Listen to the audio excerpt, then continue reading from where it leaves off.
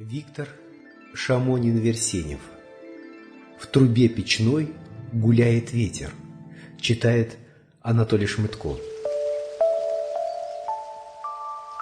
В трубе печной гуляет ветер, кружит в эстоне желтый лист, играет осень на кларнете, песчаный берег сер и мглист.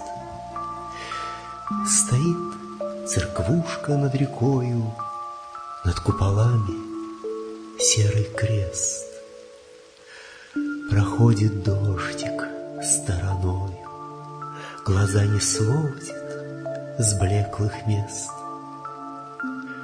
Выходят звезды молчаливо, приходит месяц молодой, родник молоденькой, счастливый, поет под юной сосной.